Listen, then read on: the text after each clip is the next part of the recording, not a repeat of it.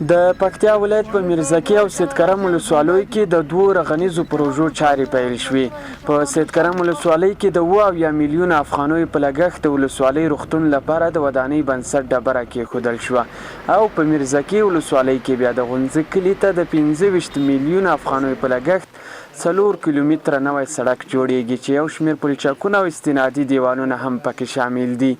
د پکتیا والي شمیم خان کټوازی وایي په میرزکي او سید کرم ولسوالیو کې یو شمېر پروژې تر کار لاندې دي او په راتلونکي کې به هم ځینې رغنیزې پروژې پلي کړي چې د خلکو شته ستونزې به تر ډیره ورسره هوارې شي.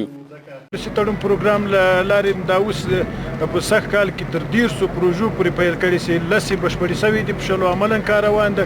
په ځینو نورو بخښونو کې موږ سږ کال کاریزونه دلته کار پرې باندې کړی دی، د زراعت په برخه کې دلته کار روان ده. یوازې د ښوونځیو په برخه کې دوی ګیله لرله چې د ښوونځیو تعمیرونه په ټولو ولسوالیو کې روان و، دلته نه روان شوي، خو له نیکه مرغه په یوه ځل مو کار خلاص کړو. د یادو ولسوالیو اوسیدونکي بیا وایي حکومت او د ولایتي ادارې له لوري په تیر کې هم ورسره د ډیری پروژو ژمنې شوي خو تر اوسه نه دي عملي شوي. دوی زیاتوي دا پروژې ورته بسنه نه کوي او وایي د چارو پیل هم نمایشي بڼه لري. موږ ته اولین دا کار دی چې دا سړک موږ ته شوی دی وشه، نور هیڅ موږ ته کورونه نه دي شوي د میرزکي هغه ته نه مکتب جوړ شوی نه در چندان کلینیک لرو، نفوس ډیر دی. 2 کورزونه مو پوتې دي، تقریبا 4000 متره یاله لرو چې دا پوته د استنادي دیوالونه مو پوتې دي، سربندونه مو پوتې دي، مکتب مو پوته دی و در سر کړه شوی. اکثره وخت موږ ګردیز ته خپل مریضان رسو د لارې په اوږدو کې مړه شي.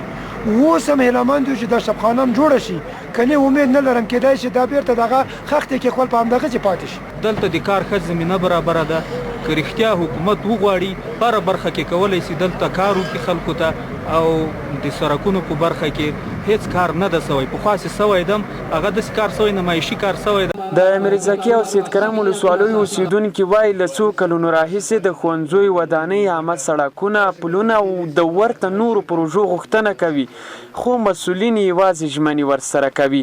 دوی زیاتوي چې پر اساسي پروژو دې ورته کار وشي او نمایشي کارونه ورته د منلو وړ نه دي. حبیب الله سراب، میلمه راډیو، پکتیا.